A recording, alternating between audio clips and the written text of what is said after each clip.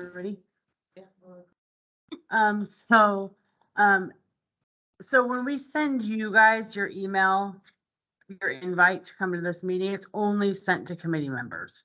So don't send it to anyone else, not other board members or the public. They get their own call-in information, on their own notice. So just note that. And we don't know if you guys can see letting people into meetings, but if you do, don't do that. Just because we have everybody kind of lined up with phone numbers and stuff. So there's that. Just two administrative things. So we're going to dive right in to, I'm going to start with the definition of advanced aesthetics. So I'm going to share my screen.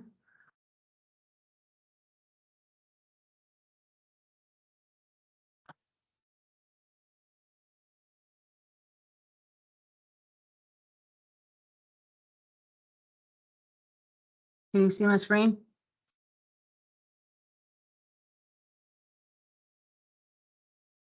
And does it say advanced aesthetics on it? Perfect. Okay, so I developed this rule based on the guideposts, which are in your materials towards the back because they're really reference tools. So we can reference back like what our guidelines are based on what the law says. And those are on page 16 to 19 of the documents you sent. Did everyone get the documents I sent first thing this morning? Perfect. Apologize that those were late. Lots going on at HLO. I got other rulemaking going with electrology and midwives. Legislation just started and we've got 2 cosmetology bills. A lot of things happening over here. So my apologies for getting those documents out late. So I'll try better. This was kind of having to develop a lot of things, but so the next one will be less development. So it should go much easier. So I'll just kind of go through what this administrative rule says. And then you guys can start talking about all the things that could be wrong or things we need to add, clarify, any of those things. So the top is just an intro that says the Board of Cosmetology and Advanced Aesthetics are to define device and determine special characteristics of advanced aesthetics devices, and that's pursuant to 676-630 number 3, which is its own little law. It's not in the definitions where it is for cosmetology. It's its own little law saying that we would collaborate with the Board of Cosmetology, and yes. So, and then an advanced esthetician is limited to performing services that are not, do you guys want to start with advanced aesthetics, or do you think it'd be easier to start with aesthetics? Surely ask that. You don't think that there's a different, okay. So limited performing services that are non-ablative, and non-ablative is defined in 819-005-0005. Limited to services on the skin and hair. Advanced aesthetic devices must be capable of performing procedures that are in conjunction with the following modalities. So skin rejuvenation, photo rejuvenation, body contouring, dyschromia reduction, cellulite reduction, hair removal or reduction, and non-ablative tattoo removal. They must be United States FDA registered pursuant to 676-647 to perform advanced non-ablative aesthetic procedures. An advanced non-ablative aesthetic device is a laser or intense pulse light, or a piece of equipment or mechanism that shares the same common characteristics as a laser or intense pulse light device, and is designed to serve a special purpose or special function related to advanced non-ablative aesthetic procedures, and is capable of performing non-ablative procedures on the hair or skin. Or it is a device defined under 817. An aesthetic device defined under 817, which we don't know that rule number yet. And then a certified advanced esthetician may use an aesthetic device beyond the epidermis. So that's kind of our, based on the guideposts and the previous meetings that we've had. And Yeah, so based on the guideposts and previous meetings, that's what we put together.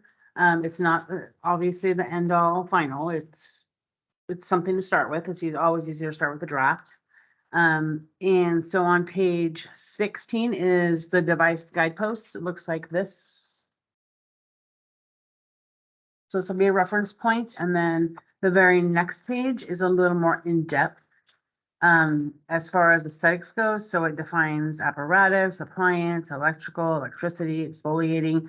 So we can kind of, so these are the things that an esthetician can do. So we know this is kind of their limit. And then where it's referenced, where it comes into conjunction with the advanced aesthetics devices. So, we can start with an advanced esthetician is, so does anybody want to start the chat, or do you want me to keep going?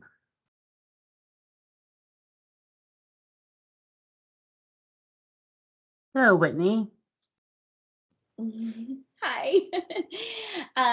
Well, I guess one of the things when I was looking through this, so I saw these that are following modalities. Some of these, first of all, I understand as modalities. Some of them seem to be more services, not necessarily modalities. Is that true? Is that really the case? Are we kind of trying to define them as modalities? Because when I'm trying to define devices within these kind of this list, to me, some of these are like services, like cellulite reduction to me is more of a service, and many devices or modalities could actually fall under that. Skin rejuvenation, same thing. Photo rejuvenation definitely seems more of like a laser definition. Body contouring, definitely more service. Many devices and modalities could fall under that. Non-ablative tattoo removal, obviously that's going to be probably like a laser, that kind of stuff. I don't know, where were you guys kind of thinking with that in terms of like if we were to be putting devices and modalities under this? And then non-ablative, I had a question about that. Typically, my understanding is that's usually a term specifically designed to describe laser treatment. So when we're trying to define devices as non-ablative and other devices as non-ablative, when I was like Googling and trying to understand it, just my understanding and everything that comes up as non-ablative, it's defined within the scope of a laser. So how would we define non-ablative other devices and modalities? How do you guys want us to kind of think of that? So, we are limited to what the law says. Well, sometimes there's the ability to expand on that. But the law does define advanced non-ablative aesthetics as advanced non-ablative aesthetics procedure means a procedure that uses a laser or intense pulse light or other device for skin or hair, including but not limited to procedures performed in conjunction with the following modalities. So they call them modalities, but it sounds like maybe is service and procedure the same-ish? We could probably put capable of performing services, performing procedures. Maybe something about services that are in conjunction with the following modalities. Following modalities or services. Could we do services there? Yeah, because I definitely feel that that's confusing because definitely I would say these are a mixture, a list of mixtures of services and modalities, just to be more clear. Because I definitely think if we're going to start talking about devices, we could align many devices under some of these. And then I think some of them are actually almost calling out certain devices, like non-ablative tattoo removal. That's a tattoo laser machine. Photo rejuvenation is typically like IPL or something like that. So that would be like a laser. That's pretty straight down the line. And we all know lasers are definitely for advanced. We've already made that decision. It's all these other devices we don't know what to do with, basically. Well, and I Um, think we're hoping to not start putting actual devices in. just keep us, Um, yeah. and more define their characteristics. Heuristic. But we do know that there may be some, especially the crossover devices, where we Yeah. need to put some more specificity around it. Specificity, okay. Like my mind goes to microneedling. That's, everyone wants to do it, and based on the previous rack, it sounds like there is a room for both For to do it within limits And for. for example, I would say with the cellulite reduction, I actually had a phone call this week with the director of sales of the Zimmer Z-Wave, which is the acoustic sound wave. It's really, really popular. It's in a lot of the med spas here. It's a class 1 device. Actually, a lot of basic estheticians can use it. What he says is nationwide, because it being a class 1, very low risk. Their recommendation is that really nobody needs really any licensing, and many people here in Oregon, they can have a secretary use it. And so kind of thinking about maybe, these class 1s and these very, very low risk devices, maybe not defining actual modalities, the technologies, because technology changes so fast and the law changes slow. But the FDA has an amazing way of just registering and deciding the risk level. But the Zimmer acoustic sound wave deals with cellulite. It's actually a body treatment, but a lot of regular basic estheticians can use it, and even non-licensed people can use it. So again, it could fall under cellulite reduction, but is it a crossover machine? I mean, I feel like it is, and they have no reports of any injuries on the FDA website. And I talked to them a lot about it. It was like, hey, what's your opinion? Who's using it? Who, when you go to sales calls, who are you talking to the doctors about? Who are you saying can use it? Who are you seeing use it? So this is an acoustic sound wave does, to my understanding, fall within the scope of a basic. And again, that's a cellulite treatment. That's actually what it's typically used for. It's a body treatment. But really where it falls is as a class 1, and it's very, very safe, just doesn't have really anything that can happen to anyone. It's so easy use. You almost need zero training.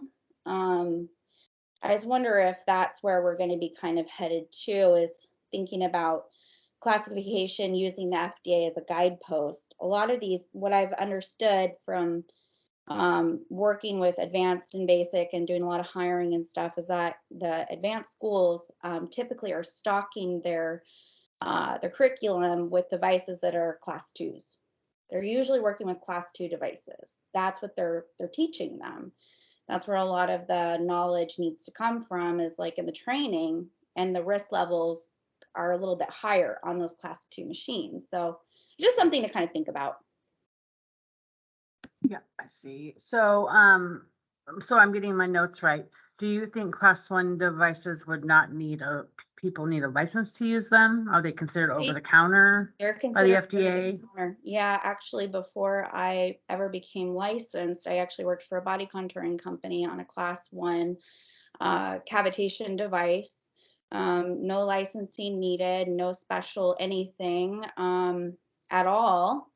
I really wanted to get licensed. I actually ended up getting licensed. I really wanted to do things the right way. I think that some level of regulation is a great thing. I think it's good to be part of, the board and all those kinds of things. So personally, I decided to go toward that. But I think that, basic estheticians, class 1s, and I've looked at a lot of other laws in other states, and a lot of them are kind of creating these laws. The class 1s is a really good delineation that they, the kind of these beauty over the counter machines, and class 1s, galvanic currents, microcurrents, a lot of those, they don't even run through the FDA because they're so low risk. They just run through as like a beauty appliance.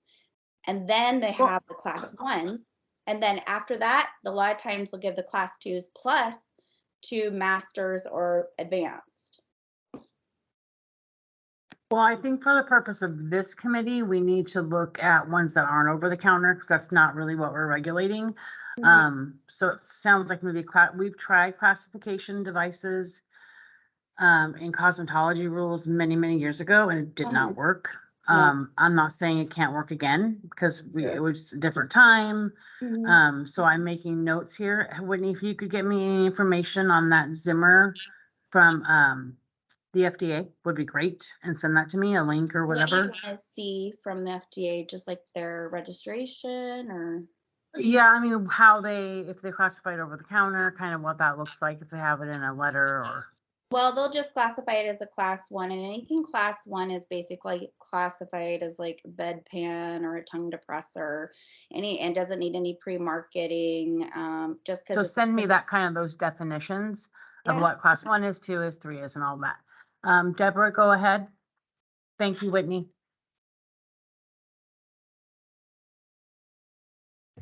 Thank you, Sammy. First of all, on the issue of the classification of FDA, manufacturers have every incentive to keep their devices as open or as low a classification as possible, and just, so we tried that, it didn't work. I teach acoustic wave, and depending upon the tip that you use, the penetration of what it's used for, it can even go, depending upon the device, it is a lower for classification, but it depends on the actual tip that you use on where the penetration is. So we would certainly, that's a whole different ball game. But what I think that we're looking at is we're going to talk about energies and how the delineation of those energies then would decide what is basic and what is advanced. When we say cellulite reduction, well, that could mean using a simple massage vibrator on the surface of the skin, or it could mean something that would be much more aggressive, like a radio frequency device that would, give you remodeling. So I think that what we're looking at is more energy settings or risk factors in those energies, and not necessarily a service like that. But we tried the FDA, and it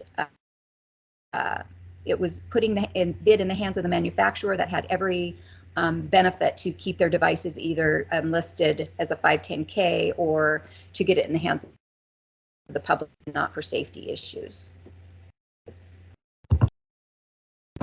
That's it.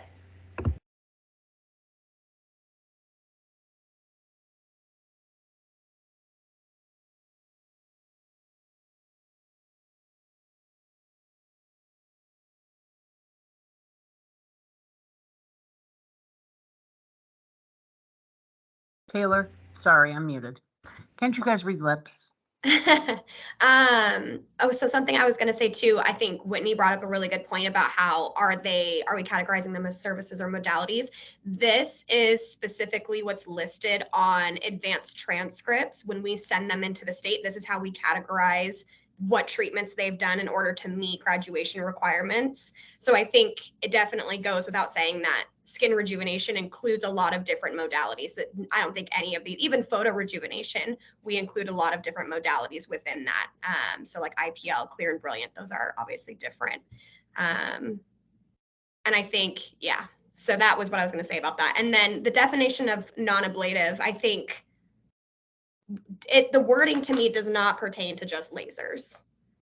When we look at the definition that Sammy gave us this morning in that packet, defined as involving an action performed on the skin or hair of a person that does not result in the wounding of skin or underlying tissue. So nothing about light-based in that definition, which I think is important to know going forward. That's it. That's all I got.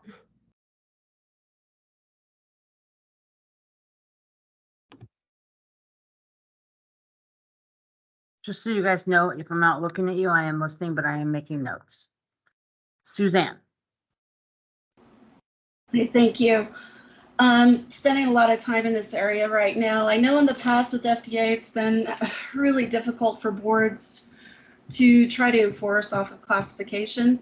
Things have significantly changed. I do have a document that outlines all levels of classification, and we're honestly talking about two different things. We're talking about medical devices as well as radiation emitting devices, which is where lasers come in.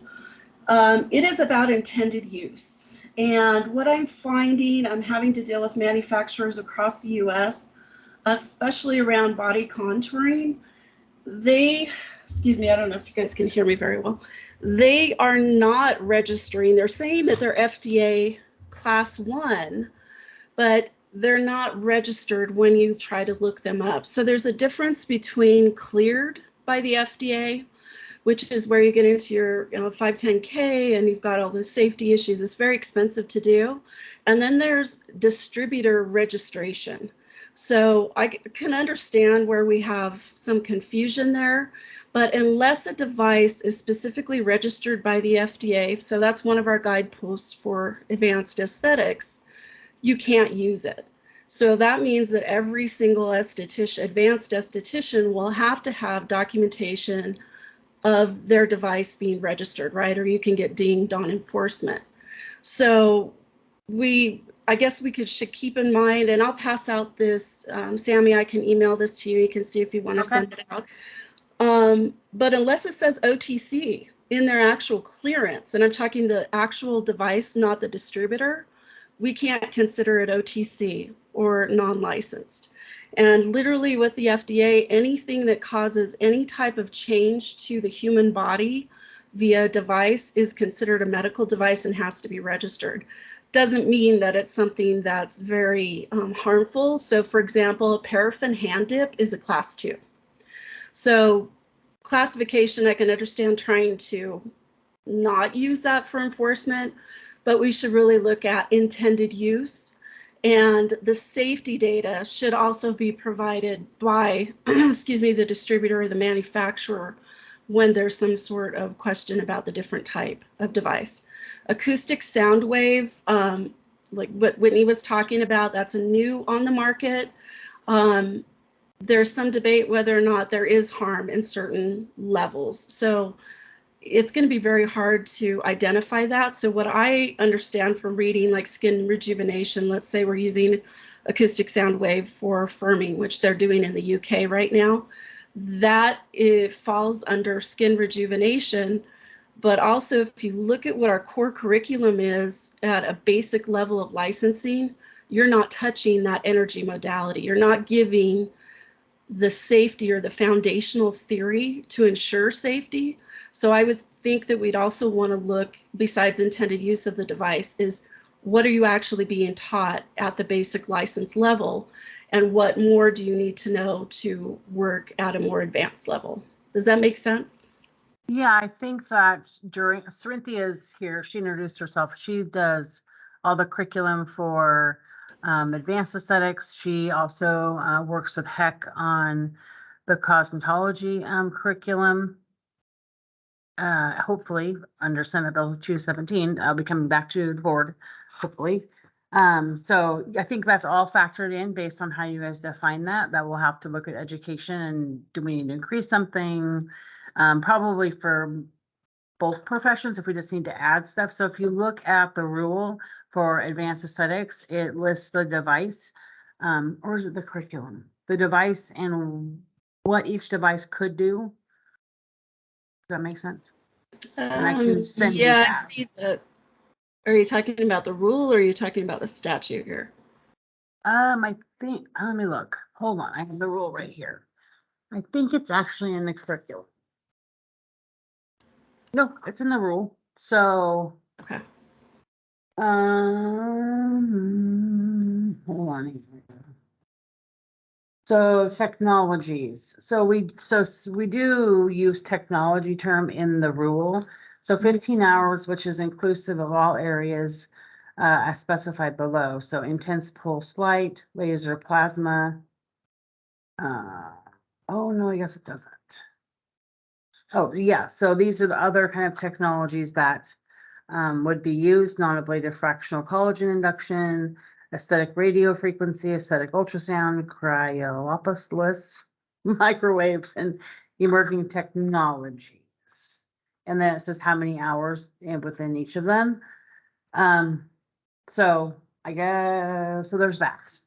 So the way this is written, this, and this is, I think, up for discussion now that the law has changed, are these type of technologies non-ablative fractional collagen induction, radio frequency, ultrasound. They're listed in the aesthetics, advanced aesthetics curriculum. So are those actual, could they be crossover devices, or are they definitely only advanced? So, and Yeah. in this rule, we can actually say, we can limit certain devices to only be advanced aesthetics. So, that's my understanding. So does that kind of give you an idea? Yeah, I think what the intended use of the device is. So for example, if we're contouring is such a broad category that, I mean, we have body treatments that a basic esthetician should be able to do, that the intended use is for body contouring. So the depth that the energy is actually penetrating, or the potential, like the further you get into the body, obviously we have more ways things can go wrong. So I think that looking at the safety aspect and the intended use may be an easier way to go instead of classification. If it's classification, I mean, it's pretty cut and dry. You know, lasers are coming in at a class 3, class 3A, and that includes IPL. LED is no longer in that classification. It's a class 2. Microneedling is a class 2. So there's some really clear-cut classifications that we can use as well, but maybe not put it in statute if it's too hard to enforce. I mean, I'm not quite sure there with your enforcement side. Well, I mean, that's kind of the crux of it, right? Is what would happen, generally speaking, is an inspector's not going to be able to go out and determine what devices are. He's not that person. But if a complaint is filed, we would say, is it filed against an esthetician? Then we would have a subject matter look at what they were using. Did they go beyond the depth? So it's not something that we would just see in an inspection. It would be something that we actually have to get documentation and subpoena records and go further, but it at least gives us a guideline on what we want to use. When we did the FDA classifications, we brought in intended use. It didn't work, but I'm not saying it wouldn't work this time. I think it's definitely an option to look at. My worry is, will we be looking at an intended use for every device on the planet? Or are we going to limit it? Like, that's not something I'm interested in doing, because that would be in constant rulemaking for whatever device comes out when somebody changes their underwear, which is a lot. You know what I mean? So yeah, I do. Kind of Totally. And I'm thinking, way. can we add more of a definition to what we're looking at, let's say for skin rejuvenation? You know, some sort of a statement with that's talking about, well, I mean, if we're even going back to the natural physiological effect, which would be, in my mind, and what a lot of different boards that I'm working with are thinking about, when I think about natural physiological effects, it's direct energy or mechanical intervention into tissues versus stimulation of the stratum corneum, which then stimulates, you know, natural body processes. So maybe when we're talking about like skin rejuvenation, we're talking about a direct intervention into tissue to cause firming, tightening, dyschromia reduction, although that's kind of separate. Something like that. Yeah, I think that's a good idea. What I would want to know in this setting for advanced aesthetics, kind of what those, so you said the natural physiological effect, well, that's in aesthetics. So we want to look at non-ablative, which I'm assuming is deeper than natural physiological effects, right? Right, it's a direct intervention. We wouldn't have this delineation in law if there would be no point. So, is there a way that we could expand on skin rejuvenation? I think that is probably a good idea. I hadn't thought about that, but that's why you guys are here. I don't know how we would do that, but if I can start typing stuff out as you guys say. Deborah?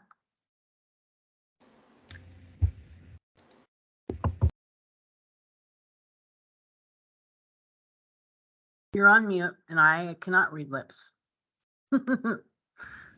Am I unmuted? Yep. No? Okay, sorry about that. I think I did it reverse that time. As we're looking at advanced aesthetics and the modalities that are under advanced aesthetics, they're pretty broad, as you know. Cellulite reduction, skin rejuvenation could be a number of different things. I think if we start going into the modalities that do skin rejuvenation, then again, we are going to be listing things like the underwear thing. It's such a broad term, and I think that they left it open so that any devices that would come into that realm that would qualify as more of an advanced skin rejuvenation. I don't know if we want to spell this out, but certainly, you know, a delineation of energies, non-ablative energies that would be different from a basic skin rejuvenation treatment. If we can come up with something there, might be helpful. Because I think that's the issue right now with separation of basic and advanced, is that we all do skin rejuvenation. That's what we do, but with different modalities that affect the skin differently. So if there's a way that we can define that. Thinking about it. Alyssa? Right? And then Whitney? I can't see everybody. Hold on. Alyssa, Whitney, Suzanne, do you have more? Sorry, no. I'm just working on a few ideas that we could use. So Alyssa, then Whitney, and I can't see anybody else with their hand up, so let's take it from there. So for my little salon, when I added tattoo, something that did kind of make a difference, if it's hard to figure out what goes to what, is what my insurance company covered. So they look at what I added as a service and changed my insurance because of it. So I don't know how that would apply to helping decide what modalities go here or there. But it definitely impacted my insurance. So I had to provide, like, what am I doing? What was my license and all that. Anyway, just throwing that in there.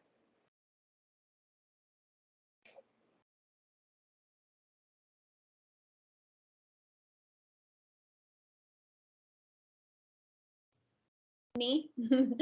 A couple things I don't know where we are even in the scope, but one thing I know, I'm not advanced, but definitely I'm gonna get my advanced, and something when I hire my advanced, I'm interested in as a service providing at my med spot is plasma, the fibroblasting. That's really new and up and coming.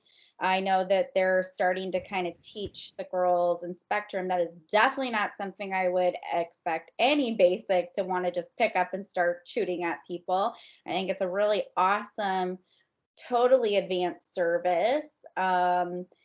I don't know where we're at in terms of that. That's definitely a device. I don't know what talks we have about that, but I think the plasma is really an interesting one.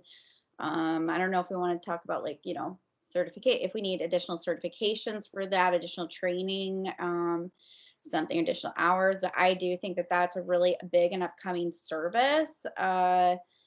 Another thing is, I know we were talking a little bit about the Hyaluron pen. That was something that was kind of interesting to me. And then also things that are just a little bit pokier. I don't know what we're talking about. I think probably things like PDOs and other things are way off the table, probably for advanced and injectables, but I'm always kind of curious what the framework is in the future for our estheticians. I do, when I read a lot through the paperwork, I know we have gone away from calling it like medical, you know, medical esthetician and things like that, but I don't know. We talk a lot about using things for medical purpose, and that's the whole thing, is that as a basic, we're not using things for medical purpose. It's only for beautification and things like that. And so in terms of defining things and definition, you know, we're using things more to treat. I know we started talking about there's the psilocybin or the mushroom kind of treatment centers. I know Spectrum was talking a lot about that, these therapeutic centers. I don't know. I just have heard some other things on the horizon as well. But in terms of the facial aesthetics, these are some things that have just run across my mind. I know that for advance, one of the big things, at least talking to my girls, what they want to go to school for, what they're interested in, and what they're coming out with great knowledge in is obviously it's going to be deeper chemical peels. It's going to be deep microneedling RF. It's going to be the laser treatments, a lot of that kind of stuff. But definitely, I think the plasma fibroblasting is kind of on the horizon as well.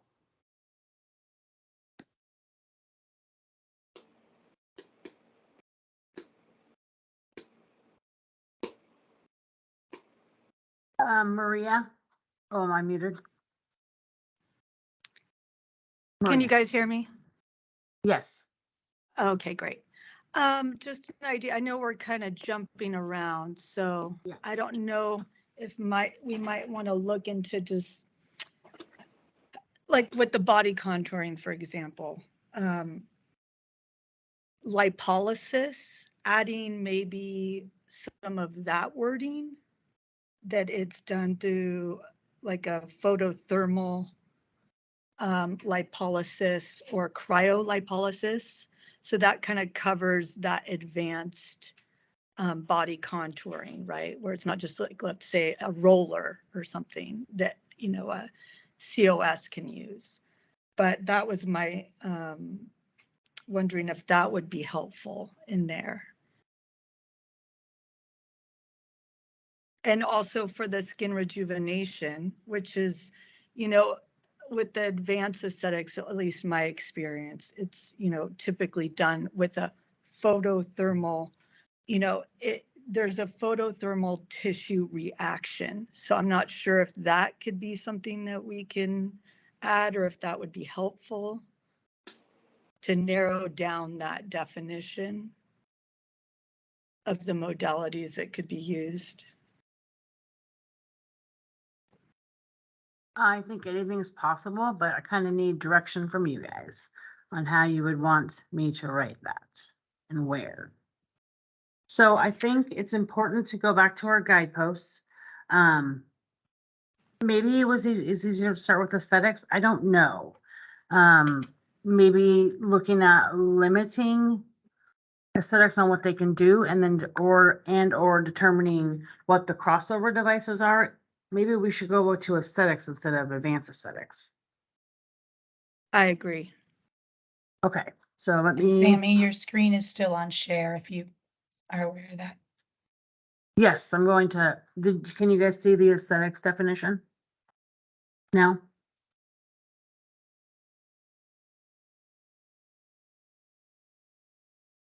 Yes. Yes. Yes. I wasn't looking at your faces. Okay, so so let's go over this. I think this might make it easier. I'm gonna get on to everybody. Deborah, do you still have comments?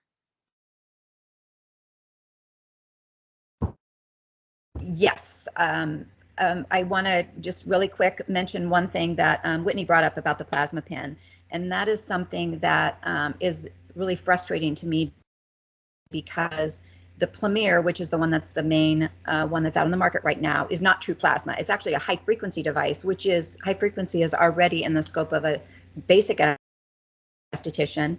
But of course, the intended use, it's FDA registered as a massage therapy device, which is incorrect in my opinion. And I believe that they're probably going to be dinged in the long run for because you change the tip and it changes the apparatus, what it does. And so that whole thing, I think, is going to be, but it isn't a true plasma pen, the one that's on the market.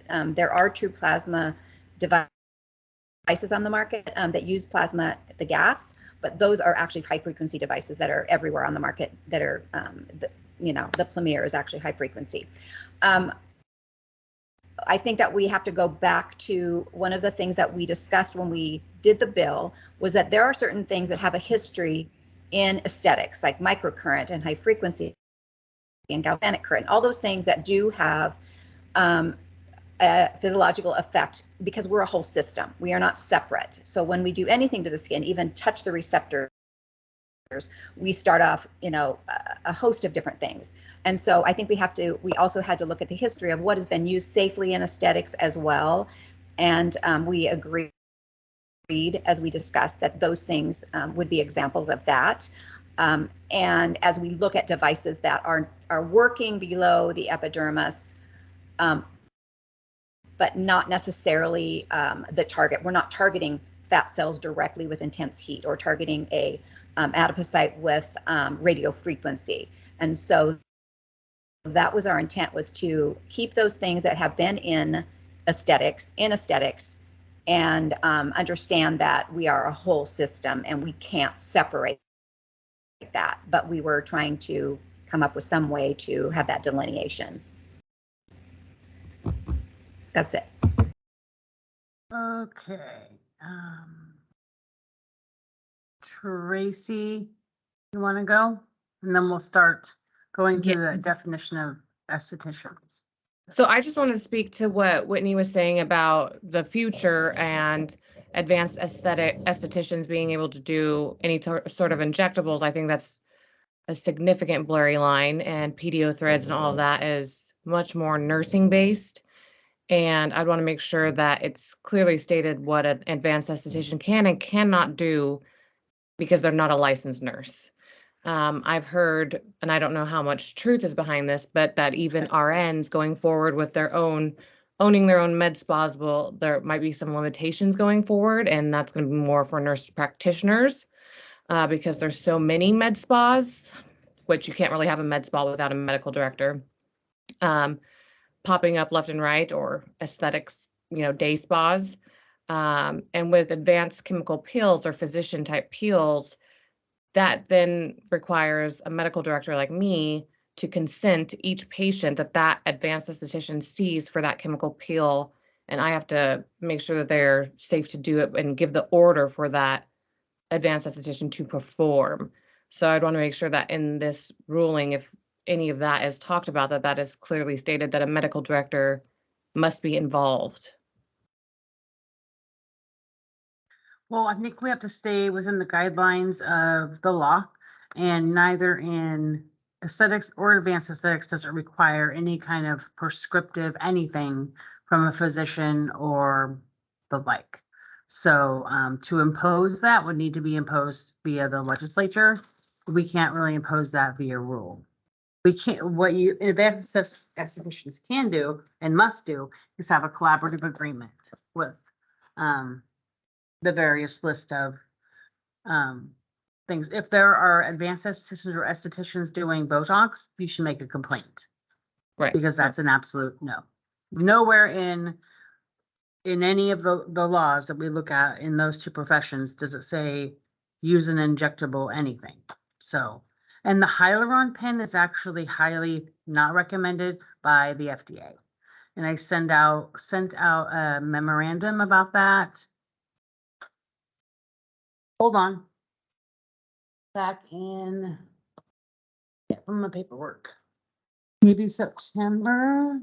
Anyway, I did, and I can resend that out, but it's very unsafe, and they say do not use any type of non-needleless injectable, I think is how it's worded. So I think, let me make a couple of notes here.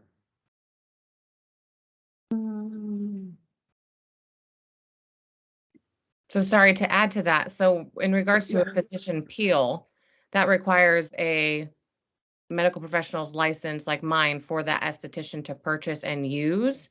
So how would you define that they're allowed to do that without a physician? Does that make Well, sense? an esthetician and advanced esthetician are limited to superficial or very superficial peels. So that is in their scope. Anything outside of that is not in their scope, and they would be taking off the hat of an esthetician or advanced esthetician and working as medical assistant under the direction of the higher licensed person under that delegation. So it's a whole cluster of over the years trying to take kind of these pieces apart and help navigate that for people. It's just very difficult because it's not always, when someone hears delegation, that, what does that mean? And so do they need sign, like you're like, well, this chemical pill, well, it's over the superficial, it's not in the scope of practice. So they have to remove that hat and then have direction or delegation from that higher licensing authority. But that's confusing and it's not really written anywhere. It kind of has to be verbally explained to make any sense at all. Or you have to take 15 different documents from 15 different boards to see it all laid out. You know what I mean? Like the medical board has professional statement of philosophies and the nursing board has same thing, similar. And then if you looked at our laws, you can kind of line them all up, but you got to look at them all to really have any sense of what would be, how you would regulate something like that. Okay, I'm gonna scoot over here to, okay, go ahead. Oh, me? Yeah. Were you- So the fibroblast pen, interestingly, as a tattoo licensed person I think 2017, I did take training on that like years ago in Arizona, had a bunch of it done to my face and a bunch of my friends, we all kind of went in together as guinea pigs and trainees. And that was going to be okay with the tattoo license because with tattoo, you're already injecting things. Do you remember the RAC meeting where I showed up with the fibroblasts? I don't know if you remember, it was a long time ago, but I had all the burn dots and Ellen, you were there too. And we were talking about this new pen. In my opinion, it did nothing, honestly, long-term, nothing. It took a long time to heal and all that, but where I was going with that was like the injectable stuff, like that hyaluronic pen and all that. I feel like I'm seeing tattoo artists getting into that because whether or not they're licensed for it, I don't know. That's kind of why I'm also here with the microneedling, the microchanneling. I mean, all this stuff that they're putting material in. They're not doing the platelets and all that, but they're just applying solutions and then punching it into the skin, which they're already doing with pigment. So there's kind of like a strange thing happening, I feel like, in that world where licensed tattoo people already are implanting things. Anyway, that was just, I wanted to add on to that. So tattoo artists has a very limited scope. I mean, very limited. So tattooing is the process by which a live human being is marked or colored by insertion of non-toxic dyes or pigments. So anything Yeah, but outside there's of also those two things are not tattooing. But you can medically bill for scarring. If you're doing Doesn't like matter. scarring and stuff like that, you can take your tattoo device and just, draw the needle in and do I mean, I'm not saying that's why I'm here, is that is what's happening. So I just want to know what the difference between. Well, tattooing is a whole nother scope. Yeah. And there will be tattooing meetings in the future, but tattooing is putting ink in skin. That's what it is. And anything outside of that would take a legal review and probably a legislative change, which is also always possible if the community wants to do that. So I am going to move over here to, hold on, aesthetics device. So I'm just going to kind of go down this. So it's pursuant to 690.05 number 12, says that both boards have to develop a definition of device. And then so it kind of goes in the same flow as an advanced esthetician, but maybe here we can determine what devices are not aesthetics that are only in advance. That might be easy to do or easier. And then just kind of see if there's things we're missing in this definition or things we can make clearer in this definition. And then I think that might make us look at advanced a little different. So an esthetician is limited to performing with mechanical or electrical apparatus, appliances, or devices that do not penetrate beyond the epidermis except through natural physiological effects. And then natural physiological effects will probably be defined in rule for cosmetology. And we actually kind of got a draft definition. So it means something produced by or that follows immediately from and in accordance with a person's normal biological functioning. So with that, does that seem aligned with the law and what is what's in the law? And should there be some expansion on that? I mean, you can only expand so far because the law says that it does not penetrate beyond the epidermis except through natural physiological effects. So, but we can define natural physiological effects. Comments? Whitney? I always have a comment.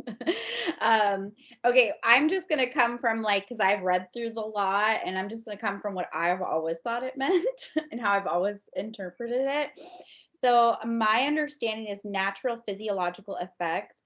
I never thought of the person's normal biological functioning because I never thought of the person, because I always thought of it that it was describing the device. So that the natural physiological effect of the device. And so when we're talking about, and I would equate it to what was already listed as what we could do. So for example, light emitting diode therapy.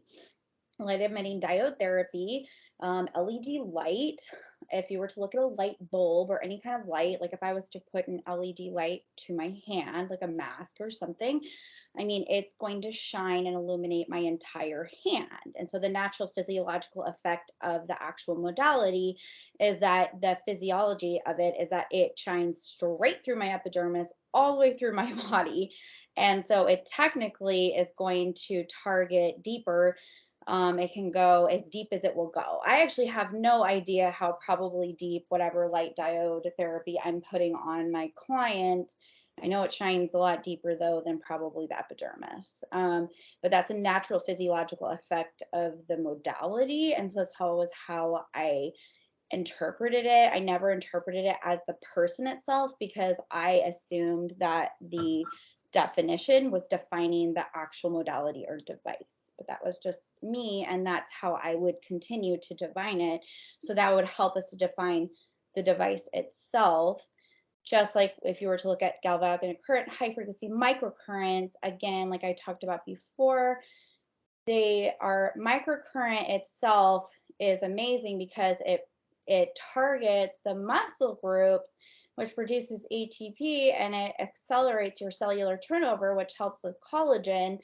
And it only does that by producing, stimulation of your muscle group. And that's why you can see the face twitch underneath your microcurrent device. And I wouldn't do that if I didn't have the natural physiological effect of the electrical current going straight through the epidermis down into the deeper tissue. So therefore, I'm using a device that, even though I'm skimming the top of the surface, I'm actually targeting deeper layers. So that's just how I always understood it. But because of the risk level, and because I'm not using any device to go deeper, like a laser, you're firing at a different depth and level on purpose. Whereas a lot of things like sound waves, for example, have a natural propensity to physiologically go through the air. I can't control how far it goes. I'm not specifically targeting how far it goes. They have a natural physiological effect to go far. But if I have a device, I'm simply maybe rubbing it over a shoulder or just on top of the epidermis.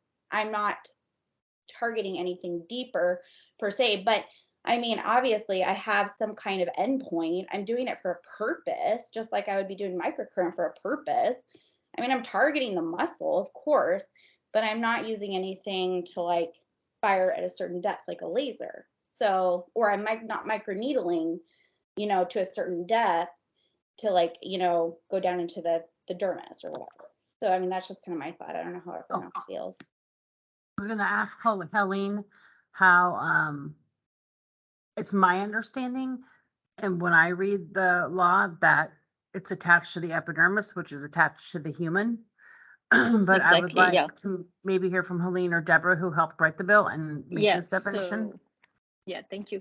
Yeah, so really, when we wrote that, the law, the intent was this part was really related to the physiological effect that will happen from you doing something, not really the machine. So, you know, when you touch your skin and you massage it or whatever, you're going to increase circulation.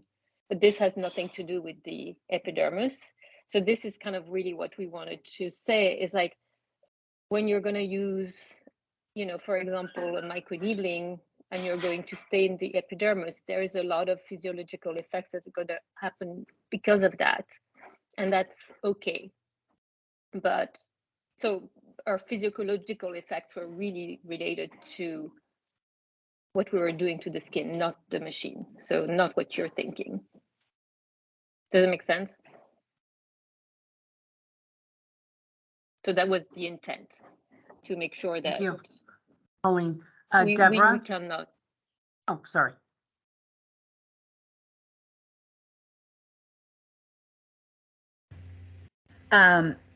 Again, so natural physical effects, like Helen said, the service that we provide, whether we're doing LEDs, which cause like a biochemical reaction, or we're doing a microcurrent, our goal, as long as our intended use then is to do rejuvenation, beautification, we're not going after, we're not destroying tissue. I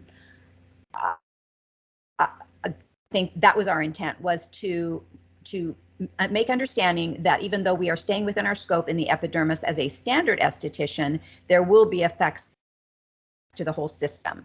And that was our delineation, why we included that. It wasn't to say we are okay to target necessarily below the epidermis. But if it's something that we're doing that has that physiological effect that affects it, then that was our intent. But our target necessarily was not for those devices that are targeting below. And it was really the natural physiological effects. So we were not trying to change, you know, for example, change the fat cells or empty the fat cells or those kind of things. I mean, if you massage the skin and you know, something happens to the fat cell or the nerve or whatever, that's okay. I mean, but the intent is not to change it. It's just kind of, you know, we're going to do something to the epidermis and it's not going to, you know, it's naturally going to help this. Like if you're going to, you know, massage the skin and you're increasing circulation or you're helping with lymph drainage, you know, this is kind of what we were kind of thinking. Well, And I know that is fat loss. I mean, actually, lymph is technically fat loss, and LED does cause lipolysis. You can actually use LED light pads just fine, and that's the same thing. And you can actually cause fat reduction, and it doesn't damage the cell. It's within our scope, and it's just that I think what's happened, the problem is, I think what's happened with the way the devices were done is that we've never taken basic into any modernization. I know that we've always had a history with some of these. What I like is that there is some language here that that we could include, that there are other modalities that are some kind of like modalities with what's already currently in here. Because let's face it, I mean, devices have changed even within basic. You know, the idea of like the CAVI RF body sculpting, the girls are doing the laser lipo and they're doing the wood therapy and they're doing the cavitation and they're using these little tiny machines that look like little toys, you know, from like Amazon, that are the lowest risk. And, you know, beautification now is a whole body thing. We're in a modern society where no, we're not just looking at faces anymore. We're wearing, you know, like less modest clothing. People are looking for beautification head to toe. And now we're starting to deal with devices that are dealing with head to toe beautification. And that's what we're starting to really look at. I mean, I went on Instagram last night just to see how many girls in our area are doing body sculpting with these little tiny devices that are using radio frequency and cavitation and laser lipo. And I'll tell you, it's a lot around Oregon. It's a lot. And they're getting these little certifications and they're all just estheticians. It's a big, huge business for these girls and it's a really wanted service, and they're very, very low risk machines, I can see how that they would fit within this scope. And then you have these higher level medical devices that are a lot more expensive, that are a lot more powerful. And so I can see how we're going to have a crossover with some of the modalities and devices, and to just say that we're still stuck with high frequency and that's the only thing we can do, and to say that LED light is only just what, just for just like a face mask. I mean, that's not what LED light looks like anymore. They look like little laser pads, and it does help drain fat cells, and it just heats up like a little tiny like heating pad, and that is within scope. That's within scope. So I'm just saying that there is a bigger conversation on what devices look like now, I think, within basic. And it can actually drain fat cells. It doesn't kill them. Something like cool sculpting actually kills tissue. So that kind of body sculpting is perfect for an advance. That cryolipolysis that actually damages tissue, it's good to be under a medical director for that. You want proper training. The side effects of that can be quite high. Something like a small cavitation device with some sound waves running over a tissue, I mean, they're in and out the door, the risk is so incredibly low. It's almost the same as putting like microcurrent on them. So, I mean, that's just kind of where I'm coming from. And when we're talking about impact to things like low income, small businesses, girls coming out of school, single moms, a lot of them are building their businesses now on these kinds of small little body sculpting machines. And I do think that they fit within this scope, and people aren't just doing facial aesthetics anymore within basic. I think we need to stop talking about every single device, because we've been doing this for like years and years. And the reason why we kind of wrote this law the way it was is that, yes, there's going to be new device popping up every other minute. So we need to find really, otherwise we'll be there in 50 years. We need to find what it is that is making a device okay for esthetician and more so for advanced esthetician. And I think, the intended use is one thing, but it's the safety, and we need to figure out how this safety can be measured, whether it's, and I think that's kind of more the discussion than going to every single device. Whitney, I think we all understand that every modality, everything can be done, but we just kind of need to go above that and figure out what it is that will kind of tell us, okay, this is not okay for an esthetician to use. And I'm an esthetician, and there's things like, I don't want to use because it's risky, and I don't want to give a bad reputation to the entire my profession. So I just want us to kind of go, forget about naming device in this, because we all know those, but just kind of go, where is it that we think we need to stop or put the delineation to? So is there a way to utilize the definition that I drafted to do that? And do you think that just defining do not penetrate beyond the epidermis is doing that? Is telling you where to stop and what's unsafe? I think there is room for us, and I don't know, I'm not an advanced esthetician and I don't really know, but I think when we did the law, it was kind of, we picked those galvanic current, LED, to just give an idea of people to esthetician or to us making the rules, that those were safe to use, and any kind of device that is in that same kind of range, was okay as long as you were staying within the epidermis. Now, I think could be, I don't know what, and I think that's what hopefully we can all think about, something that could just make it even more like clearer. And I don't know if it's energy or because yes, you can use ultrasound at different kind of energy level, and some are going to be doing a total different different intended use. So I think there's a mixture between, like Suzanne said, between intent use and energy or safety that could give us more guidelines. But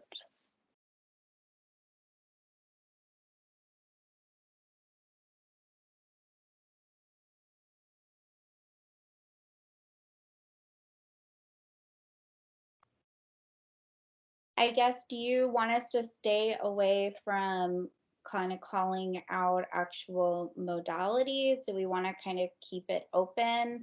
I mean, obviously we have established things like galvanic current, high frequency microcurrent. Do we want to bring in some of the other things like, because I mean, when I brought up things like the acoustic sound wave, sounds like no one really wanted to bring that into it.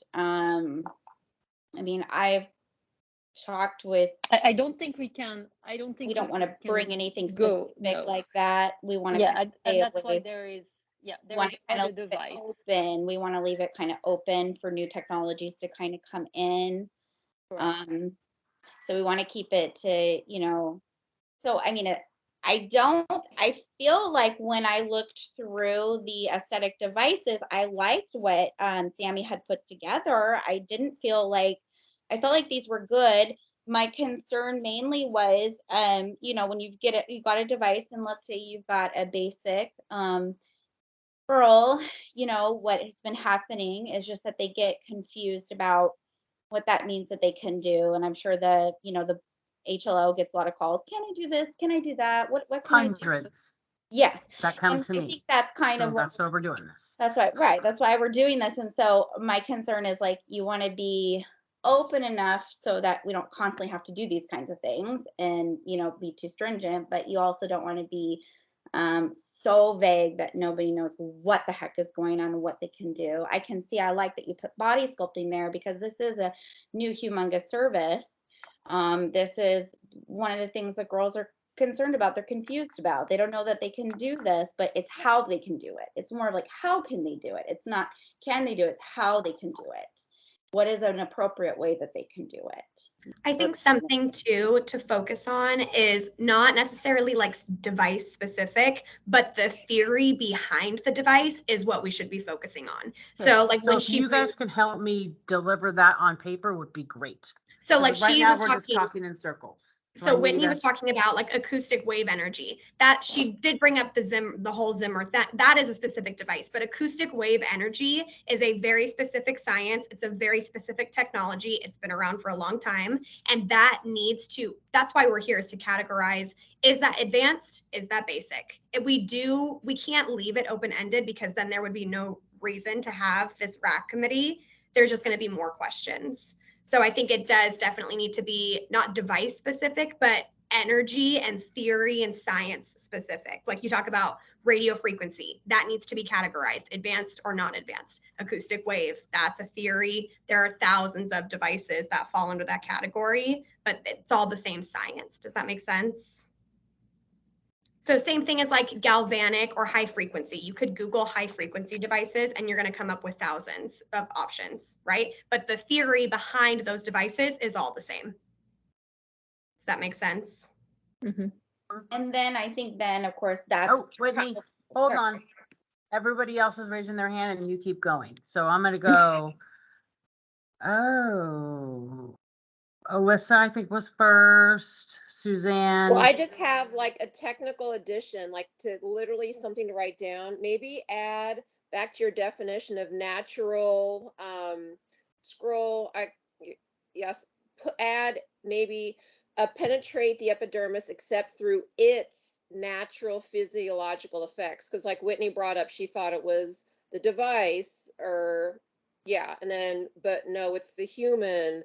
So, or no, if you put in its, that would imply it's the device. My bad. So, but add a word in there that denotes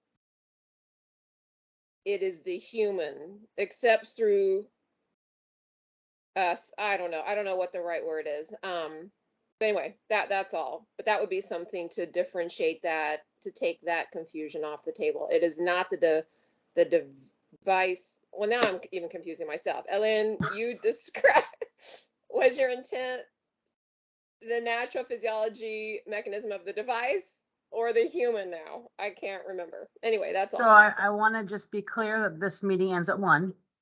We're not going to go past 1. I've started to set limits. Otherwise, this goes on for days. So Suzanne, Deborah, Tina, I think. Hi, thanks. What about when we're looking at the natural physiological effects, we put something in there about direct energy or mechanical intervention beyond the epidermis. Something to specify that we're going directly. The intent is to go beyond that, so that would be prohibited.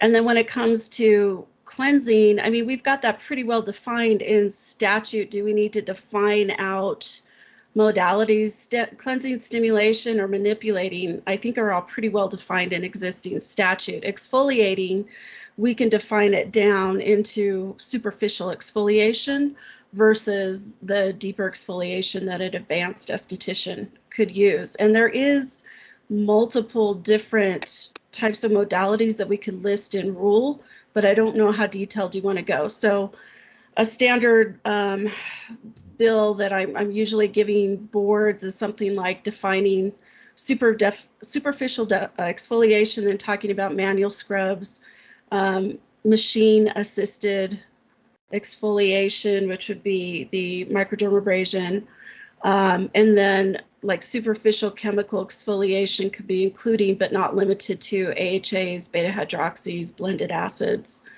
enzymes, or herbal exfoliators. So there's ways that we could do like a broad, and I can send you this to Sammy so you can see what we've submitted. So for chemical peels, we already have a rule about that. Okay. And that's where we've decided that it's very superficial or superficial chemical peels can be done by a basic and an advanced esthetician. Right. So do we need to I'm just really putting things you guys are saying, but I don't know if they're gonna stick, so I'm just typing as you guys talk. So Deborah, are you done, Suzanne? Do you have more? No, that's fine. Okay, I would say that I agree with Taylor. I think that energies is where we're going to have to look at, because we share multiple energies. But the difference, say, with acoustic wave, there's radial wave and there's focused wave acoustic wave. The radial is not as focused, will blast kidney stones. So what we need to do is we need to focus on what is the energy, where is it used in a more of a benign aesthetic use, or where is it used in possible medical or more advanced aesthetics uses. Radio frequency is the same. It can be used very benignly, or it can also be used to heat up very like with doing skin tightening procedures where you're putting extreme energies into the skin. So I think if we stick with where are we with certain energies in our services, and where's the delineation between basic and advanced? And what's the training that would be maybe necessary to add continuing education for those modalities? And I think too, even just for like time purposes, because you keep saying like we're going in circles, I feel like we are. Even if we just start going down the list of like what is on, like, for example, I have the advanced transcript up in front of me. I can pull this up. So for example, intense pulse light and lasers are the first two listed. So obviously we know that those are already categorized very clearly. Boom, done with those. Then we go down to non-ablative needling and microneedling, which is probably going to be the one we're going to discuss for the longest. So if anything, just send that out. I have it pulled up and ready to send. So then we can just go down the list and talk about this specific category. Where do we think it falls? And everybody can kind of give their opinion. I think it's just a way of moving it forward without having to focus too much on like specific definitions or focusing too much on like the natural physiological effects, and just go straight for the actual service. Agree. That's all I got. Hold on here.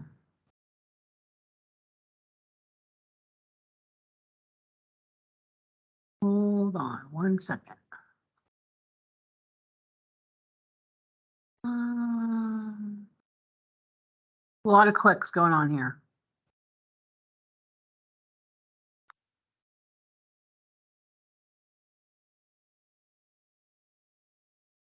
Okay, I am emailing you guys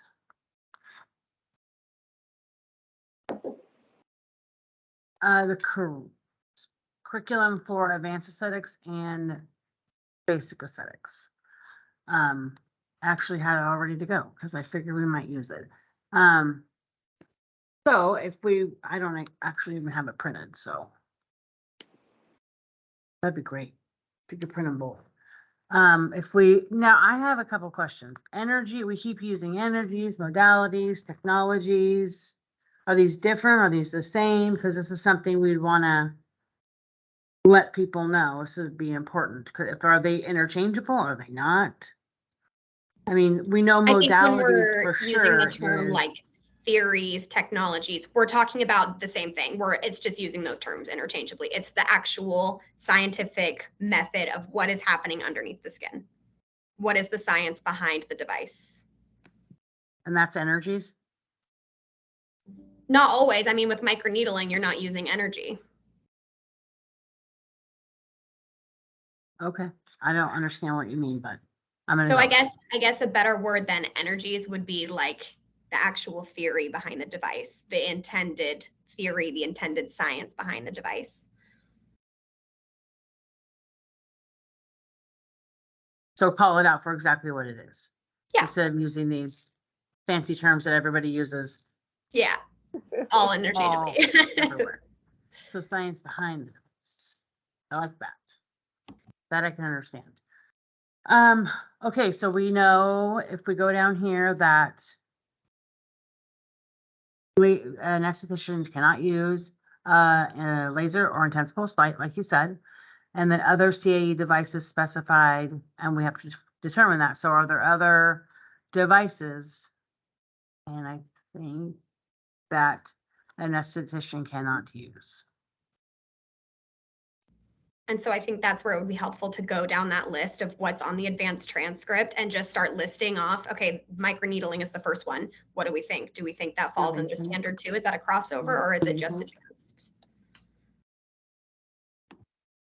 Okay, I'm gonna print it. Oh, I was wondering. Okay, Cynthia is printing it for me, but Taylor, if you want to go down the list since you have it, would be great. Okay, so the first two are intense pulse light and lasers. We don't need to go over those ones. The third one listed is plasma. And so I guess I should explain. So curriculum is created in rule. So it's kind of two things happen. Cynthia meets with her own committee to draft what the curriculum would look like. And then based on that, then a rule is made that kind of outlines broadly what the curriculum looks like. And then there's a reference point to the larger piece. So that has to also go through the rulemaking process. So hopefully all at the same time this will happen. So plasma. Talk to me.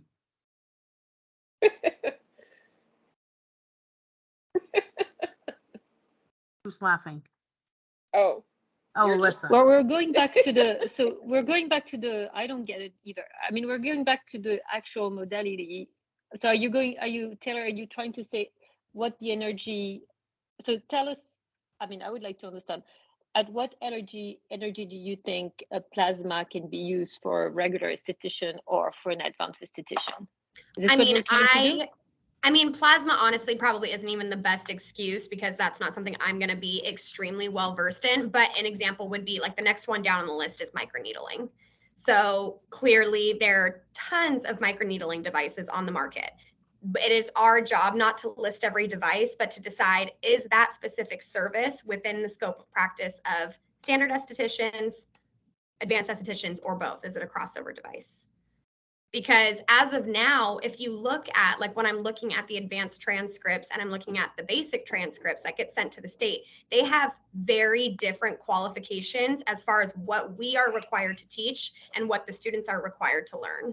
So if we're not requiring for the education to be there, it should not stand within the scope of practice because you're just setting people up for failure, if that makes sense.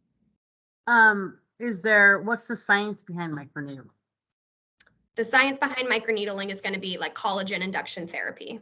So you're creating micro wounds in the skin or micro channels in the skin, which then induces neocollagenesis. Okay, well, that's kind of you know, if you're doing it in the epidermis, there are some physiological effects resulting of that. This is also in the scope of practice of esthetician. So that's to me, it's a crossover device. And if we just go over every single one, I mean, tomorrow there might be another one. And so I think How do you think we should best do it? Does anybody have other methods? The energy and the intent of use. And I think there are some, for me, advanced estheticians are changing things that are in the dermis, so your collagen and the structure of the collagen fiber, or they're trying to do some lipolysis in the hypodermis. And so this is a change that is beyond the epidermis. And so that's kind of, for me, it's a clear delineation between the two professions.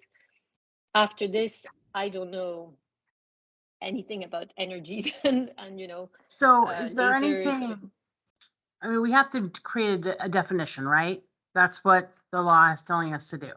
So is there anything that is wrong with the definition that I wrote? Does there need to be additional information in the definition? Is there, take some stuff out? Like, Well, kind of need to focus on how we're going to define a device for aesthetics. Well, I do believe the like. definition is pretty clear. I mean, so I don't know why we're trying to rewrite the definition that we spend days trying to write with the legislative. I think where the rules come into places where we need to make sure that people understand this delineation better. I don't know. I mean, I understand pretty well. Which part are you talking about? I mean, for me, doing lipolysis is not a natural physiologic effect. And I mean, you know, when you're going to massage the body, you're not going to make fat cells kind of or fat dissolve, that's for sure. Now, when you're using some of the lasers or machine you're using, they're definitely going to do that. So, yeah. I think Tina, Tracy, Deborah, have you went? Deborah, Tina, Tracy, Suzanne, Whitney. And let's try to land on how we're going to fix the aesthetics definition of device. And is there anything wrong with how I wrote it? Is there additional things we should put in it? Is there things I should take out? And should we expand on things that are in it? Because this is what we're charged with doing by the legislature, is define device. This is Deborah. I think the definition is good. I think our problem here is that we have devices, energies, modalities, all of those that we are saying should be basic aesthetics that actually, like LEDs, that do cause a natural release of triglycerides and cause the body then to become slimmer, or supposedly. So we have devices that we are considering benign that are actually targeting below the epidermis, is what we're saying. And that is in where we're getting stuck. And so that's where I am, yeah. In C, it says, right? Share the same common characteristics as galvanic current, high frequency microcurrent, light emitting diodes, and microdermabrasion. Right. Those are all devices. And so maybe we should say that says they share the same risk factors or same whatever. Yes, it could be risk factors. Maybe we can just say it says yes. So we does not present greater risk than all those things yes, above. Yes. So we can categorize those devices in there.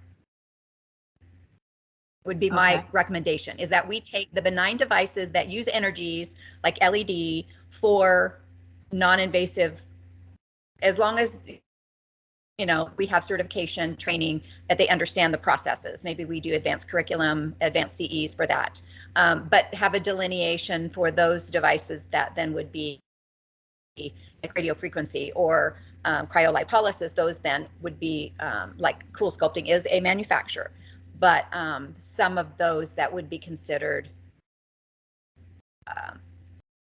Does that make sense? I'm just trying to say, because that's where we're getting stuck. Is we're using that definition of doesn't go below the epidermis or physiological effects, but there are benign devices that actually, is that right? Am I talking, There's am I benign making devices sense? that do what? That Benign actually device. are like the LEDs that are for weight loss, or the acoustic wave that is a class 1 that is for skin rejuvenation, or there are devices that are like, Right, but I that are still, more in two the beauty things. industry. So two things. I think, so for LED, you said one's fat reduction, but fat reduction isn't really in cleansing, stimulating, manipulating, exfoliating, or applying lotions and creams. And that we have to tie those devices to what's in your scope. So if, Okay, so you're saying think- LED right. for any weight loss would be advanced. I don't know, is weight loss, is weight loss in cleansing, stimulating, manipulating, exfoliating? No. And we conveniently have this that tells us. So Right. manipulate. No, it's not. Okay, so we know that LED is, what is, not in the, well, it is. That would make cavitation, LEDs, anything that would be doing body sculpting out of scope for basic estheticians. Well, that sounds right, but LED is in an aesthetic scope, but I don't know, there must be a limited form of it. But it would be targeted, there's a certain wavelength, a diode, that would be for body sculpting. So The you can't go intended use of past it is for X. body sculpting. I think too, the biggest factor that's getting missed with when we're talking about LED is the safety of LED. Like I've never heard of somebody being injured by LED. I don't think it's ever happened unless maybe they just didn't wear goggles and the light was too bright.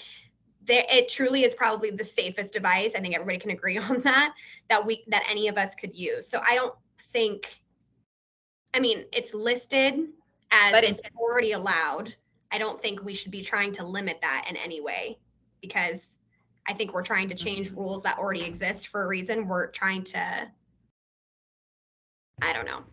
Still, these have to fit in these services, Has to fit in cleansing, the scope. stimulating. You can't go way over here just because you can use an LED. Doesn't mean you can use an LED for everything, right? Otherwise, there wouldn't be advanced. Otherwise, we just wouldn't have anything. I have never heard of LED being used for body slimming. I have heard of it just for being like general health purposes. I've never, I mean, and if that makes somebody slimmer, sure, I don't think that's the actual intended use behind it. I mean, when we're talking about panels and things being put onto a body, that's where we're getting into laser lipolysis, which is a completely different category. So, I mean, LED, I would just categorize that as, I mean, essentially stimulating, really. It's stimulating your cells and your ATP. So are there other devices outside of galvanic, high frequency light emitting diodes, microdermabrasion devices that we would want to list here that could be, that are similar to those that do cleansing, stimulating, manipulating, exfoliating, things like that? I think cavitation devices, but again, that's going to fall under the category to me of stimulating, but you can also put that under a category of body sculpting. But cavitation devices, again, you go to safety protocols of it, they're generally very safe devices. You're really not going to have a hard time training somebody to use one, or having, great risks associated with cavitation. So. What was your first one? It was body sculpting, and what was the first one? For cavitation, I would consider it stimulating. So what's the purpose? What's the stimulating? I mean, it just depends on where you're using it. It could be for overall skin rejuvenation, but again, it would fall under this category. It would fall under stimulating. You're increasing the stimulation, or really the blood flow to that area, which is then going to help the skin appear in a nicer way, whether that's smoother, tighter, whatever it might be.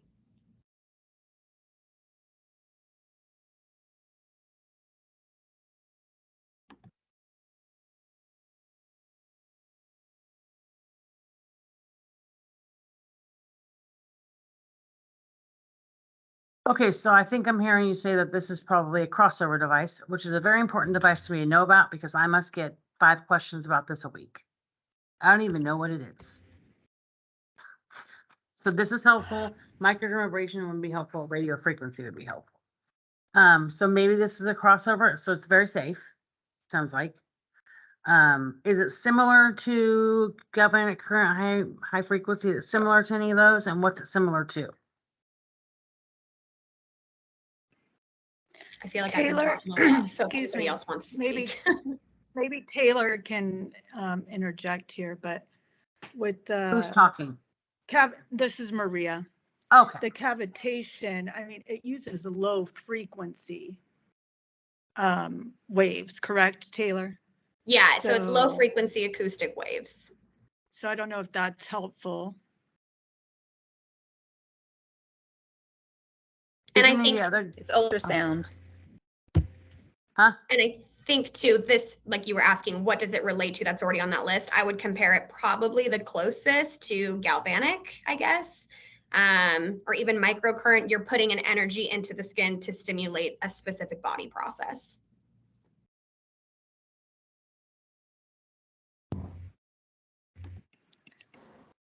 And Taylor, technically, does it use, because it can use radio frequency and ultrasonic waves, but those are just low level, correct?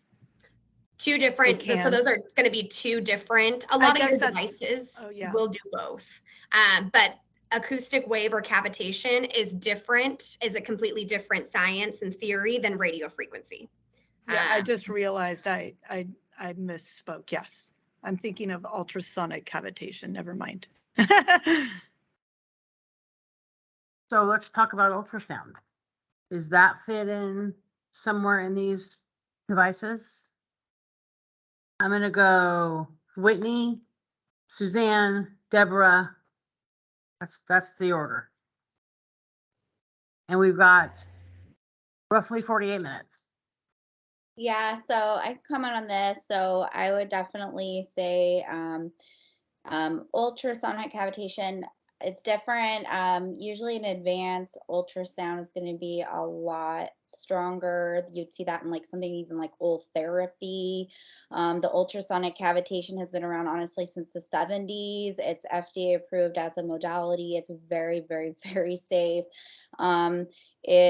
The difference with a lot of these is it doesn't cause any actual tissue damage. So if you're thinking of like a cool sculpting, the big difference with those is you actually get actual tissue death. With a lot of these, there's just a lot of tissue rejuvenation. There's no tissue damage at all, and that's why it's so safe. There's really nothing that can happen to the body at all.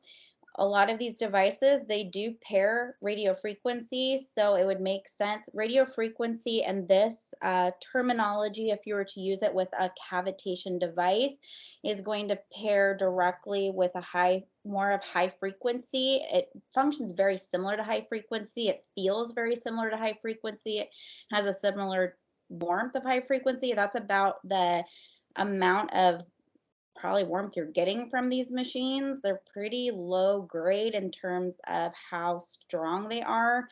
If you are saying they can use cavitation, it would be silly because most of these machines have both.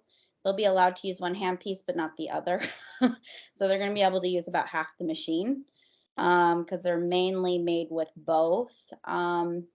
But the radio frequency on these ones do mimic more of the high frequency, which is in the basic.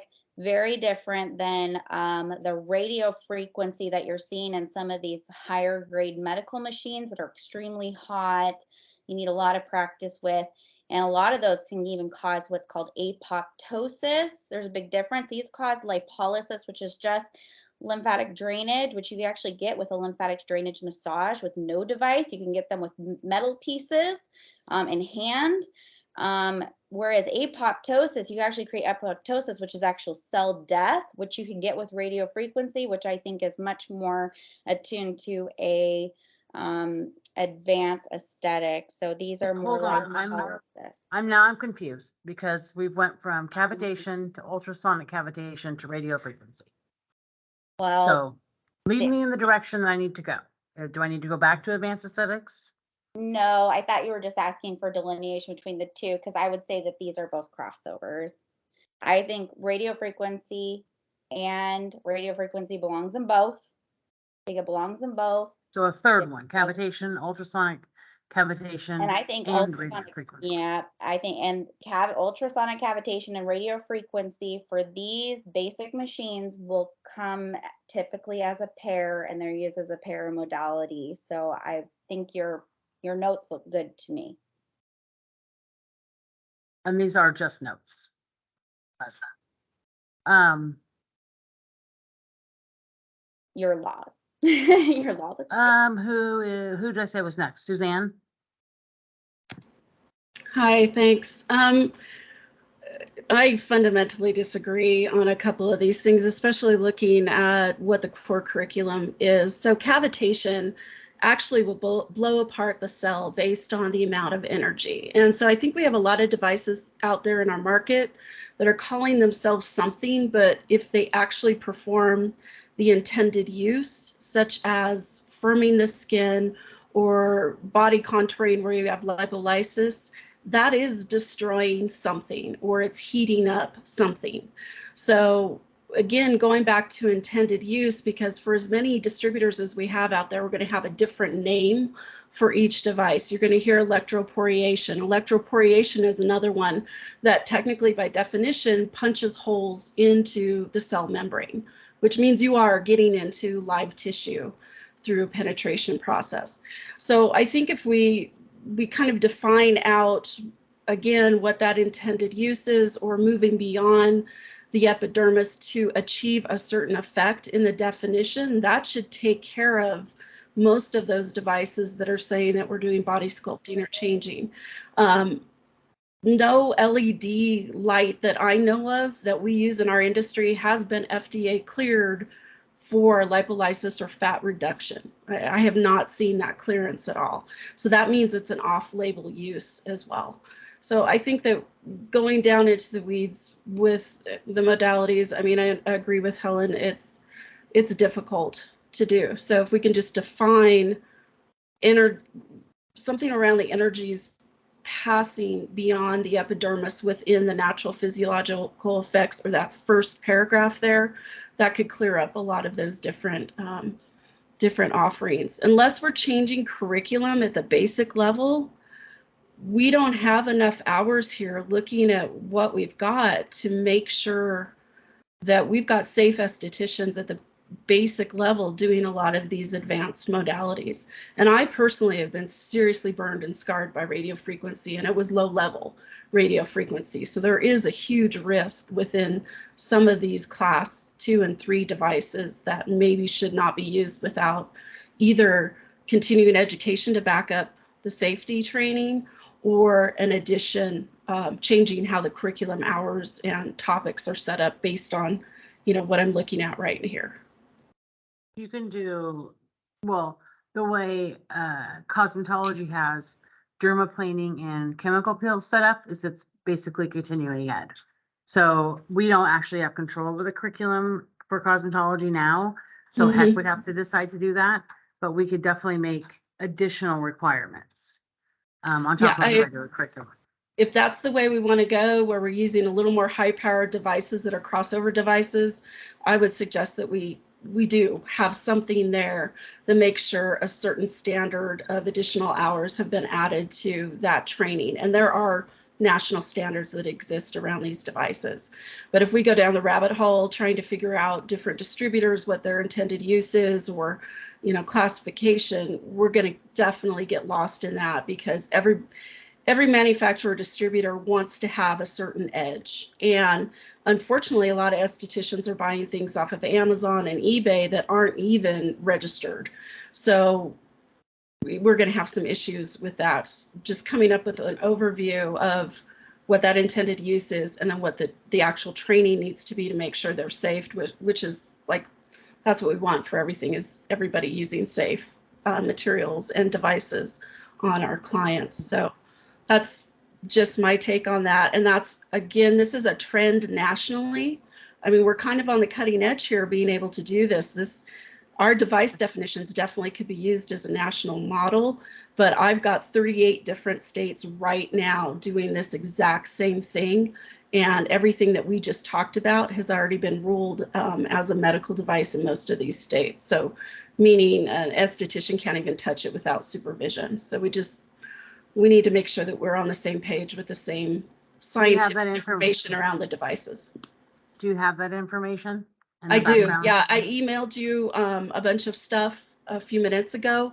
I can even break it down by modality and get that to you based on the latest things that I've been working with. I can tell you, like California right now, you don't even want to mention cavitation or electroporation or plasma. None of those will be considered within the basic scope at all. And of course, they don't have a master scope at this point. We're in the middle of redoing Nevada's statute, and all of those modalities have been moved over to the advanced aesthetic training because it does require kind of a certain level of being able to understand how it affects the skin on a physiological level. And then I believe Washington has already got most of these modalities under the master license. So you think cavitation, ultrasonic cavitation, radio frequency should be not crossover? I do personally. Yeah, based on the research I've seen, I do. Well, here is just one thing to consider is every state has their own set of statutes. There could be more limiting or they could be broader. So they might be more limiting than ours, which maybe that's why California says no to cavitation, or in Nevada says yes to a more broader aspect. So we can take that information and look at it, but it doesn't always mean it's going to come out the same because the way our laws are written. It's always slightly different somewhere. Even if you copy and paste it, it always comes out different. So I hear a lot about intended use, but I've heard intended use use it. I've heard intended use that manufacturers want to do, so don't use it. I'm unclear where we're going with that. Deborah, go ahead. You're on mute, Deborah. And then Taylor, and then Whitney. Still Am I on mute. unmuted? Nope. Okay, there we go. Sorry, I keep doing it backwards. Sorry about that. I believe that if we look at intended use for ultrasound cavitation, it is to create the bubbles near the fat cell to cause a reaction or a slimming. Even though it may be not very risky, that doesn't mean it's within our scope of a basic esthetician. I believe body sculpting or body shaping, which is in the advanced scope, would fall under the cavitation. I do not believe it should be in basic personally. It is not, nowhere in our scope does it say we can do body shaping. And so I believe that no matter, even though the risk factors are benign, I believe it is an advanced procedure.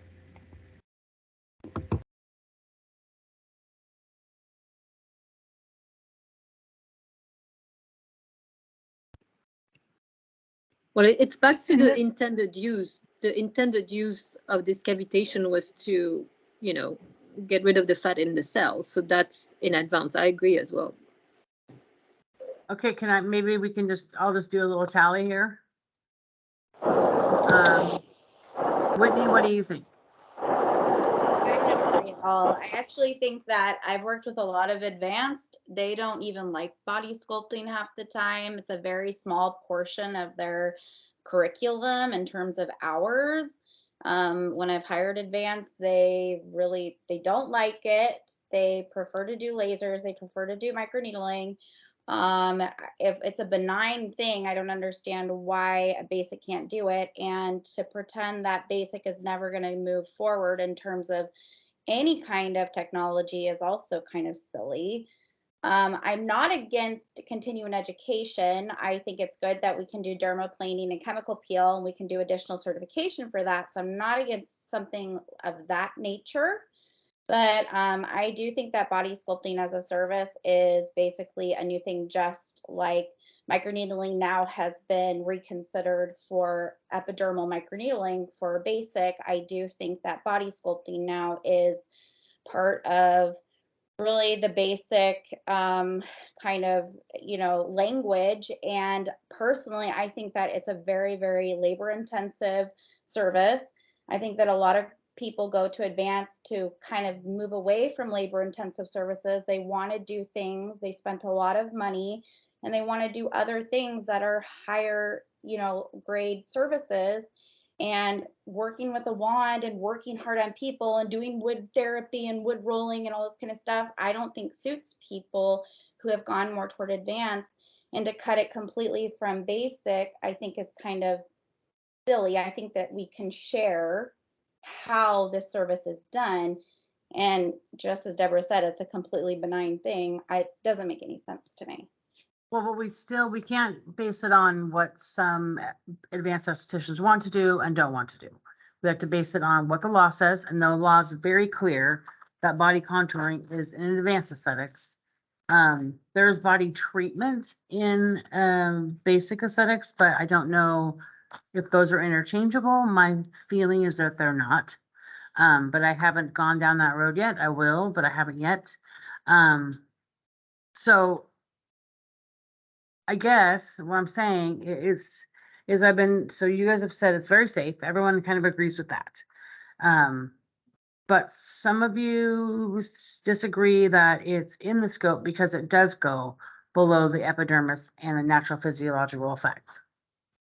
So it should be in advanced. Is that right? So This is Maria. I know we're kind of bouncing around. I think your initial question. Maria, hold on. I want to just tally. I want to make a tally. That's what I was gonna. Yeah, I was gonna go back to the tallying. Okay, good. I would say that I don't think it should be in basics because it is breaking up the fat deposit. So essentially, you are. I think that's in the scope of the advanced. Thank you. And Helene told me, Deborah told me, Whitney told me. Alicia. No, I can't remember. I mean, if Alicia. we're going just by the law, then I don't see how it really could be in basic. It's just not worded correctly for that, I guess. And that's important because that's the only thing we really have to base these rules on is what we can statutorily point back to. Taylor. Well, I think, okay, so if we're going by, exactly what the law says, then no, I don't think it fits. However, I will say when you get to like fiscal impact and stuff down the line, you're going to have a lot of screaming estheticians that are not happy about this decision because they are doing a very low impact service. They are using cavitation devices that are very safe, and they don't have their advanced license. So you're going to have a lot of business owners that are affected if we were going to take that off the table for standard. Now, radio frequency, I wasn't even talking about radio frequency at the time because I have a different opinion on that. So if we're just talking about cavitation devices, I think it should be within the scope. But I mean, I see both sides. So my vote is yes, that it should be within scope. Okay. Maybe we should define, I mean, in my mind, there's a body treatment where you're kind of, smoothing the appearance of cellulite and whatever. And then there's the body contouring where you're trying to reduce the amount of fat in the hypodermis. So I think maybe we should define those body treatments and body contouring better. That would explain your difference between the cavitation and, Yeah, because I mean, when you look at the advanced license, we have the differentiation between the two. We have cellulite reduction listed and we have body contouring listed. Yeah. And I do think cavitation, I guess technically could be listed as body contouring, but we use it often for cellulite reduction. So it is kind of a device that fits into both of those categories. And I think, I don't know. It's a tough one because I get exactly what you guys are saying. If the law doesn't say that they're allowed to have it, then, but is the cavitation, because you can have cavitation with the radio frequency and ultrasound, right? So cavitation is its own standalone service. Like we would use an acoustic wave device. That is just cavitation. It doesn't use any other science, any other energy with it. So again, in my opinion, those devices, it's a standalone device. I think that is well within the scope of a basic esthetician. When you get into adding, with you. Yeah. Because when you get into adding all of these other theories, like when you talk about, adding radio frequency, I have a different opinion on that. I don't think that should be within scope. Because correct. So I think if it's just a cavitation, I agree with you, Taylor. Yeah. That yes, but a lot of these machines have extra things on them, right? So that's where it's a slippery slope. Yeah, I could see that. So are you changing yours to basic, Noelle? No, yes, I think it should be Who was basic. talking? Sorry. It wasn't me, yeah. Noelle, that you would be think my it should vote. be, you think it should be Basic. basic? No, I think it should be advanced. I'm so sorry. Okay. Maria, do you think it should be basic? I think I would still keep it in advance just because the machines that are out there, it just would be too hard to know that they only have the cavitation part of it. Usually they have that added ability to do other things. Yeah, so I'm going to stick with what my initial Okay, and then vote. I haven't said my Tina? opinion yet. Okay, Tracy. Tracy, then Tina. I agree with both Taylor and Whitney in the fact that the cavitation part should be, I think that's easy enough for basic, because I feel like you can even buy, some people can buy those machines that are not even estheticians and open their own business without being an esthetician. They can just buy them and start offering that service.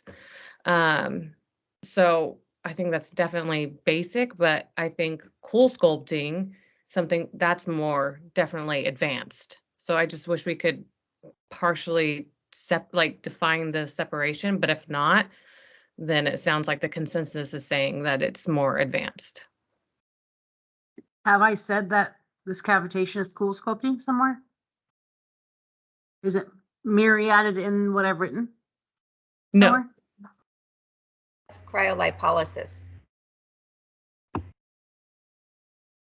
But it's not here, correct?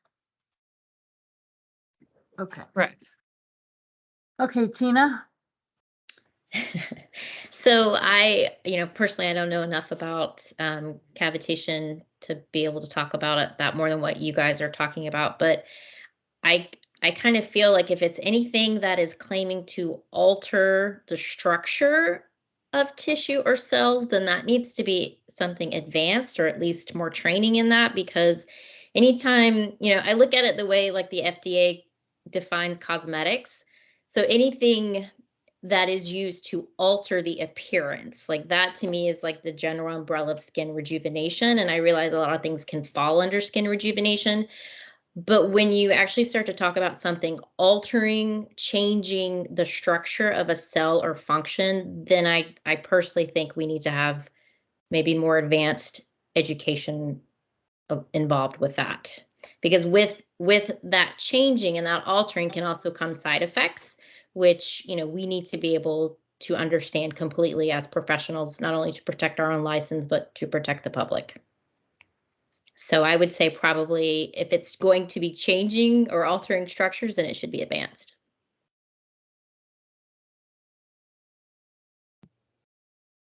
Okay, I think we got everybody. So cavitation.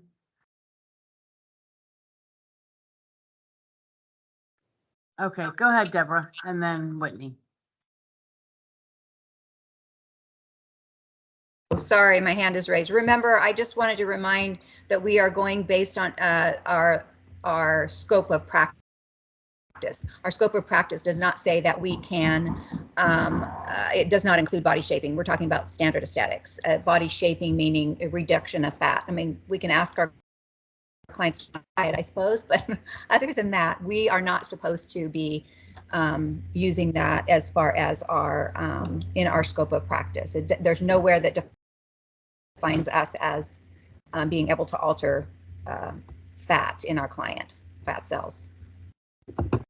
And that's what cavitation does. Yes. Okay. And so we can tie it directly to the verbiage in advanced aesthetics by being Yes. cellulite reduction and or body contouring. Or body contouring. Okay. Yes. Let me write that down.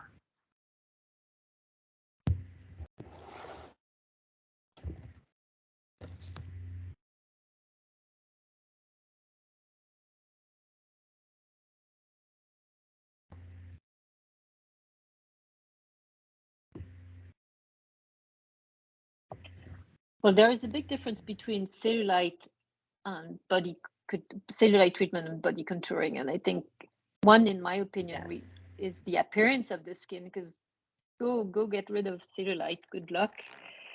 But you know, you can make it smoother and whatever. So that should be in the regular aesthetics, and the other one should be in advance, but the body contouring.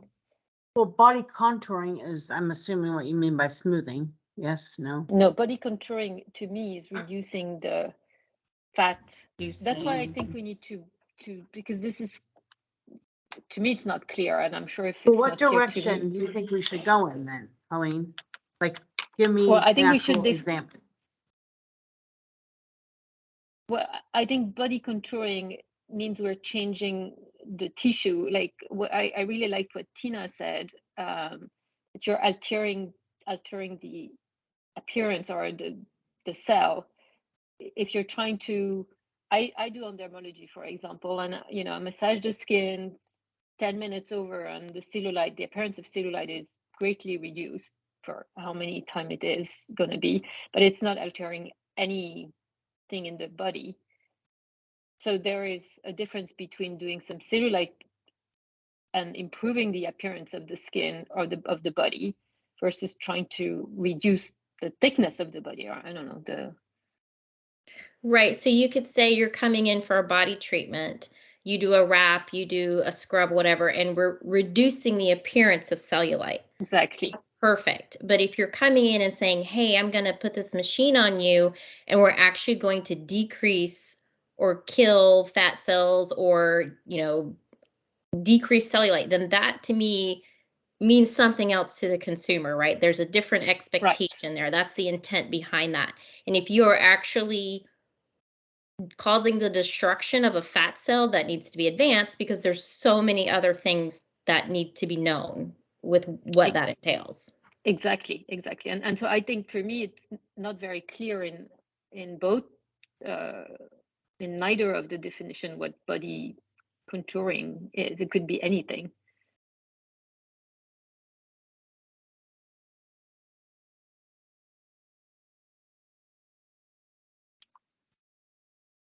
So I'm back to the intended use. If you're trying to, like Tina said, if you're trying to change the structure of the cells or of the collagen fiber or whatever, your fibroblast, then it should be advanced.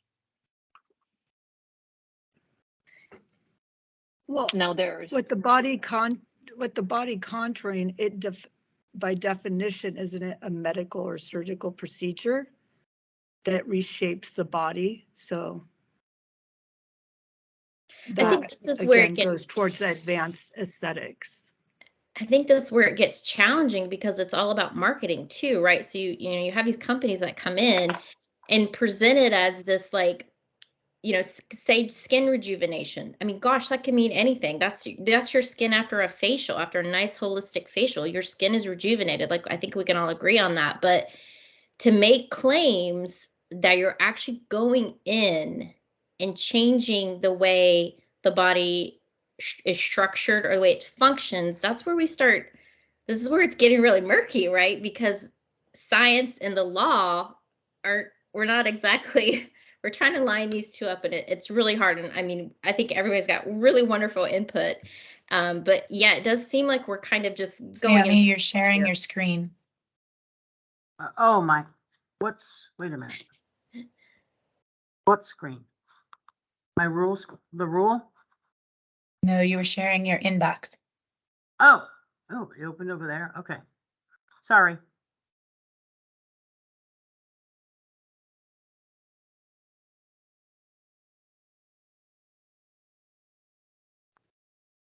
Sammy, do you So- mind if I speak or I? Yeah, Sorry. Whitney and then Deborah. I guess this is kind of what I was talking about with the other one. I guess I'm getting worried that we're starting to talk about services to where it's like, because I guess what we had before was we have specific modalities and specific machines, and now we're trying to say now you can't do these services at all. Like as a practitioner now, I can't make a decision how I want to work with my client. So you said I can use this modality, but I can't choose where I want to put it on the client. Now I'm going to be and same thing for any other practitioners. We have access now to these modalities, but we can't use them. We can only use them on the face.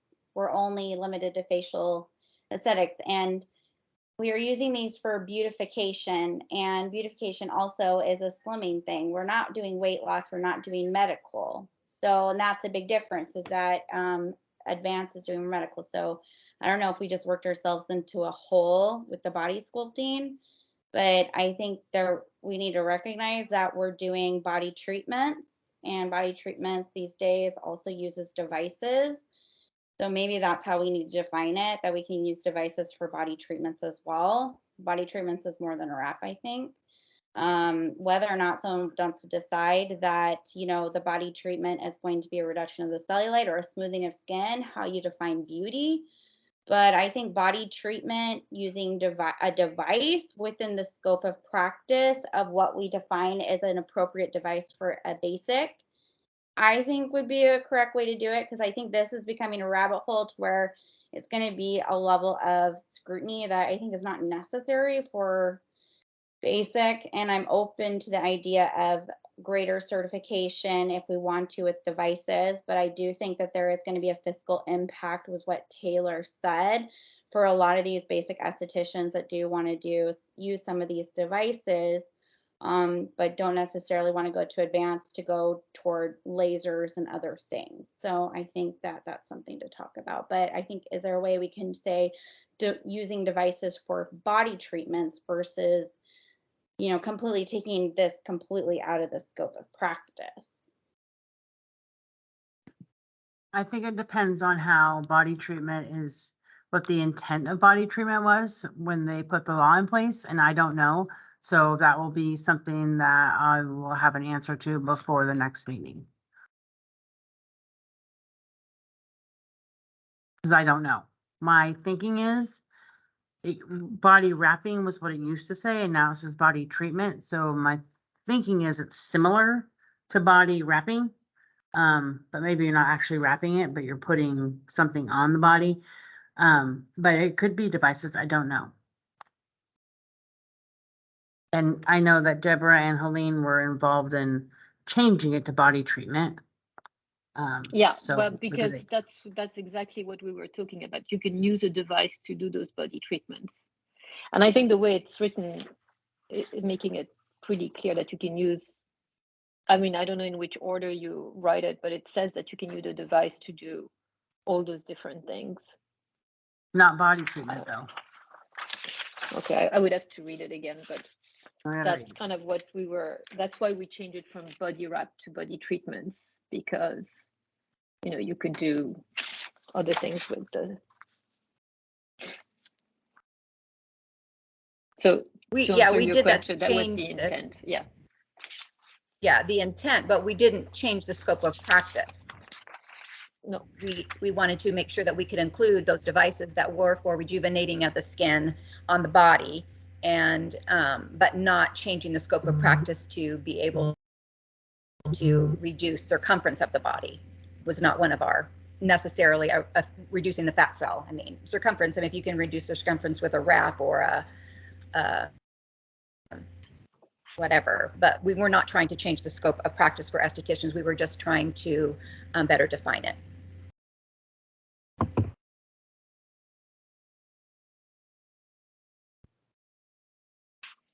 Well, that makes sense, but I mean, technically, you could put someone in a sauna bag and make their circumference shrink.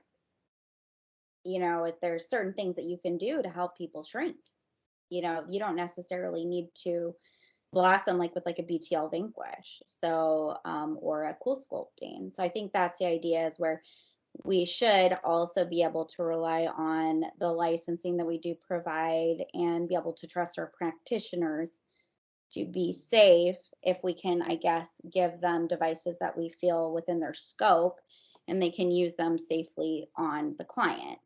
You can use LED on people and they can slim, they can shrink down. It can create lymphatic drainage just like you can with a metal handpiece. You just don't have to scrub them instead of doing that work. So, and it's very, very, very safe, and it fits within the scope because it's just LED. And it also creates collagen. So I mean, it's the same thing you can put on the face. You just lay it on the body versus hovering it. It's the same thing. So that's all I'm saying, is like, maybe we just don't get into the woods of that. We keep just kind of this open kind of thing, and it's not body sculpting. It's just, you're doing body treatments, and you can use machines or you can use your hand. You could use with therapy. It does shape and sculpt a body. And then when you get into more medical advance, then you can do more advanced machinery that has higher risk. And then you need a medical director, and, you need a higher level of training. And then clients can go for those kinds of things, and you can provide those services and, that kind of stuff. So that's just kind of what I'm saying. But Okay, Suzanne, and then Deborah, do you still have something?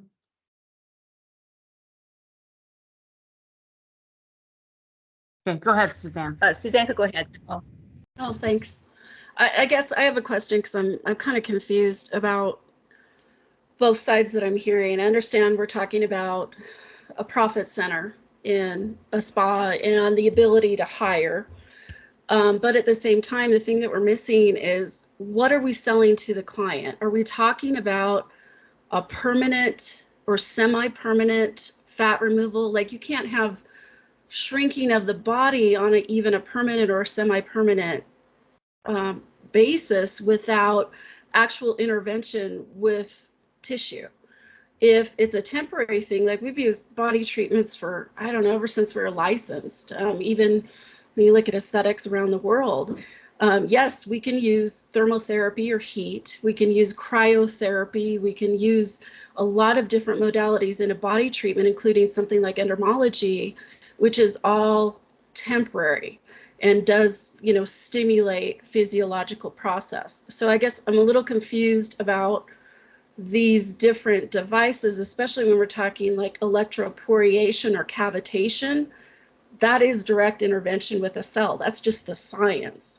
So I'm kind of confused about the safety versus what we're telling the client. Maybe you guys can enlighten me, but as I'm looking at what the definition is in statute, we can do body treatments with appliances or devices as long as we're cleansing, stimulating, manipulating, exfoliating, and applying lotions and creams. So I think we need to get clearer on that. So 2 more minutes of discussion, and then we're going to listen to public comment, and then we're going to close the meeting. So Deborah, you want to go? Thanks, Sammy. Again, I understand the impact of it. I understand the low risk of side effects from it. But the bottom line is, our job as a group is to look at the law and make rules for the law. And under our scope of practice of what I see and what I've been involved in over many, many years, is that there, in no way, shape, or form is it that we can, again, make permanent changes in a fat cell under our scope of practice. And that's why I say it is written in the advanced scope of practice, and I think we're safe to say, yes, certified advanced estheticians can do body shaping services that alter the tissue, the cell. But under our statute now, we would need to make a scope of practice change to make it fit within, and we can try to manipulate it somewhere else. But when we go back to the law, I don't believe it fits. And that's just my opinion, and I believe that it sounds like it's shared with the rest of the committee as well. Okay, Whitney, 1 minute.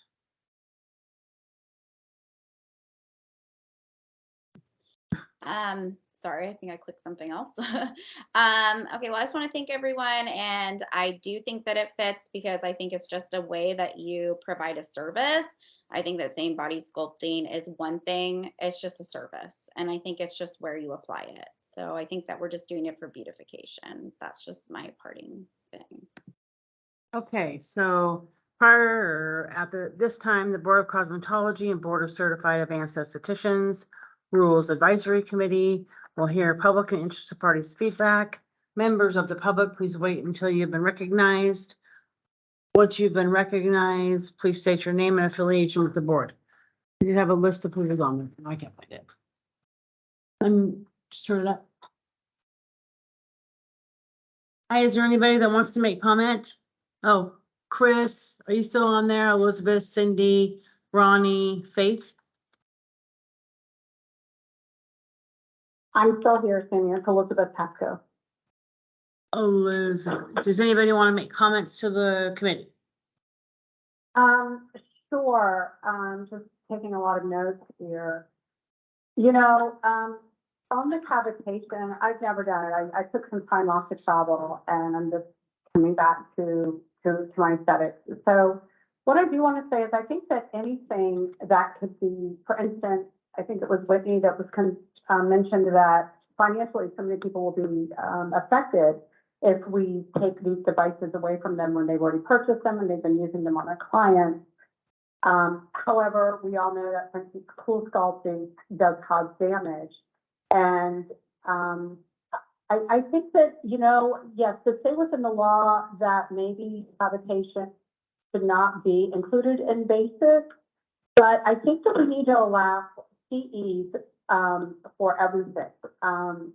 For instance, however many hours that looks like to the board, only you guys can decide that.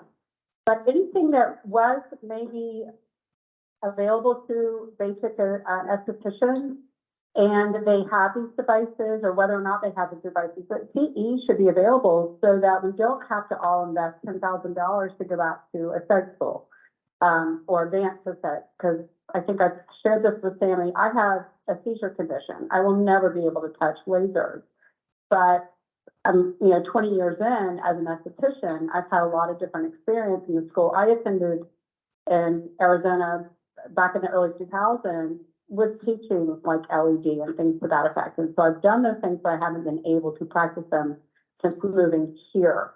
So I just think that there should be a way for people to continue using devices that they were maybe trained on, or take CEs, whether that is online or in a school where, you know, no more than a day or something, to qualify them to use these devices safely, because that's what it comes down to in the end, is to make sure everyone's being safe. Now, people are able to buy a lot of these devices online. Someone mentioned, you know, you can go onto Amazon and buy things, and people, the general public will screw themselves up. That's fine. But we as the licensed professionals need to be ultra careful and make sure we just have the education to do it and feel, you know, with the confidence to do it as well. And again, that comes back down to the education. And that's all I think I need to say on it. Okay, anybody else have a comment on the phone?